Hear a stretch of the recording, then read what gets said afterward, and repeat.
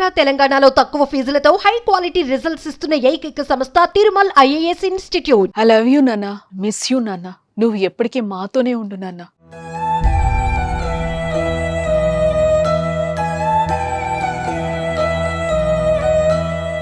మొన్నటి వరకు మాతో ఎంతో సంతోషంగా ఉన్నావు కదా నాన్న, ఇప్పుడు ఇలా ఎందుకు?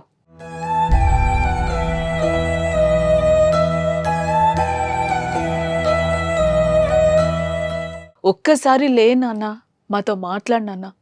నువ్వు ఇలా పడుకొని ఉండడం మేము చూడలేకపోతున్నాం నాన్న.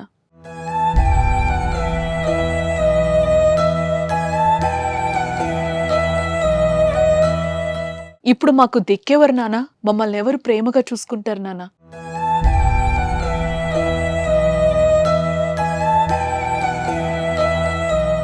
మమ్మల్ని స్కూల్లో ఎవరు డ్రాప్ చేస్తారు? మాతో ఎవరు ఆడుకుంటారు? మా కోసం ఒక్కసారి లే నాన్న, ప్లీజ్ నాన్న.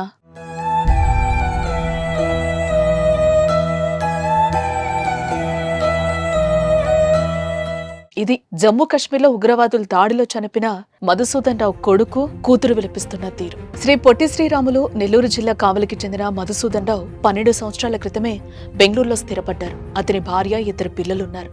అయితే కుటుంబంతో కలిసి సరదాగా గడిపేందుకు జమ్మూ కాశ్మీర్కి వెళ్లారు. అక్కడ కశ్మీర్ అందాలను చూస్తూ సంతోషంగా ఉన్నారు. అయితే ఉన్నట్టుండే ఉగ్రవాదుల రూపంలో ముంచుకొచ్చిన మృత్యువు మధుసూదన్ రావుని అటాక్ చేసింది. ఉగ్రముఖలు జరిపిన కాల్పుల్లో తన కుటుంబ సభ్యుల ముందే ప్రాణాలు విడిచారు ఆయన. అయితే తన తండ్రిని ఎవరు ఎందుకు చంపుతున్నారో తెలియని పసివాళ్లు నిశ్శబ్దంతో మౌనంగా ఉండిపోయారు. అప్పటి వరకు తమతో ఉన్న తండ్రి, తమను ఎత్తుకుని కశ్మీర్ అందాలు చూపించిన వ్యక్తి ఇక లేరు అనే నిజాన్ని జీర్ణించుకోలేకపోతున్నారు. తన తండ్రి భౌతికాయాన్ని ఇంటికి తరలించి అంత్యక్రియలకు ఏర్పాటు చేస్తున్న సమయంలో వారు విలపిస్తున్న తీరు అందరినీ కలిచివేస్తోంది.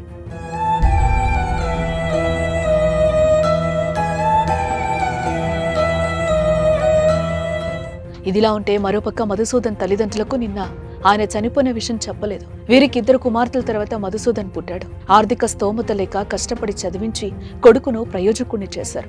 దానికి తోడు తండ్రికి ఆరోగ్యం బాగలేదు. గత కొన్ని రోజుల క్రితమే గుండెకి ఆపరేషన్ అయినట్లుగా తెలుస్తోంది. దీని కారణంగా కొడుకు చనిపోయిన విషయం చెప్పలేదు. ఓ పక్క కొడుకు చనిపోయిన విషయం తెలియక నిన్న అరటి పండ్ల బండి వద్దే ఉన్నారు.